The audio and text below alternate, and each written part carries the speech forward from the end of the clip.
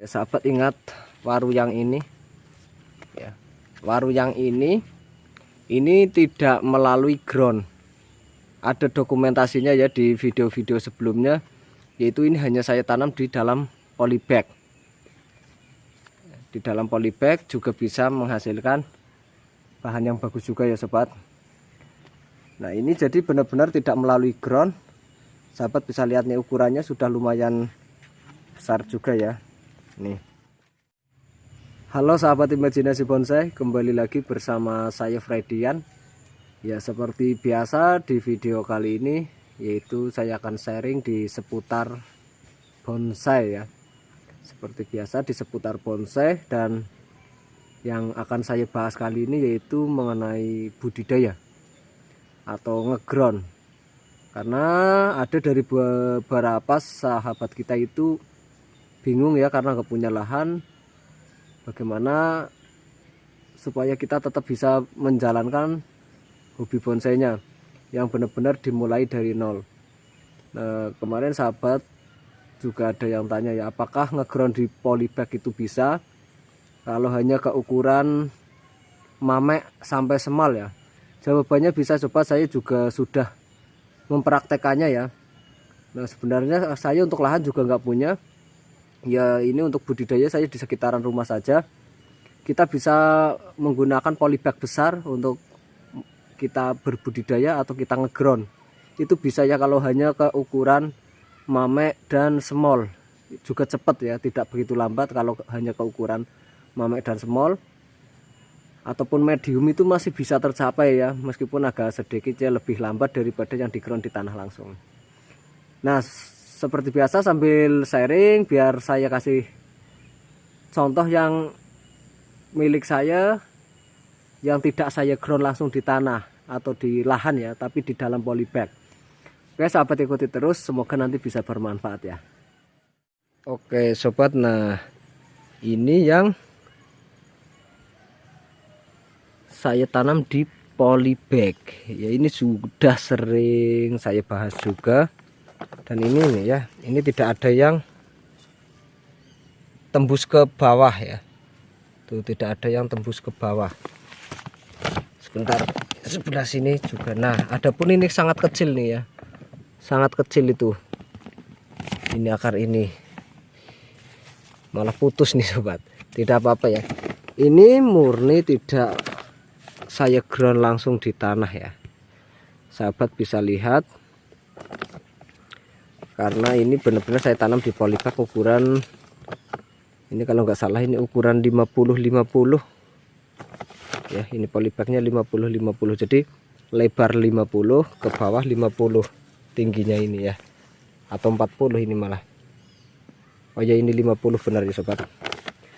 Nah kalau kita tidak punya lahan, bisa kita tanam di polybag seperti ini. Setidaknya kita punya tempat untuk menaruh polybag ya sobat. Nah faktanya sahabat bisa lihat, ini benar-benar di dalam polybag ya. Tadi bisa dilihat akarnya tidak nembus, tapi bisa seukuran ini.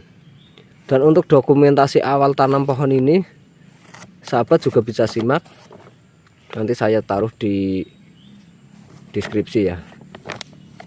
Nanti di transkrip sahabat bisa cek aja pas awal nanam ini benar-benar tidak melalui saya ground.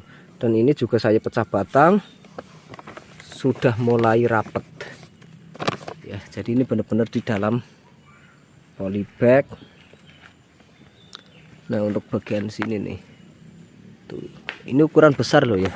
Coba kalau saya pecahnya ke ukuran yang jangan terlalu besar seperti ini, kemungkinan sudah rapat ya.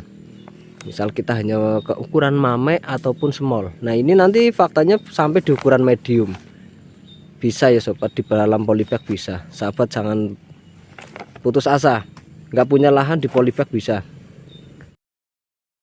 ya sobat. Jadi saya juga punya yang hasil dari ground di polybag, sudah ada ya sahabat. Ingat waru yang ini ya, waru yang ini tidak melalui ground.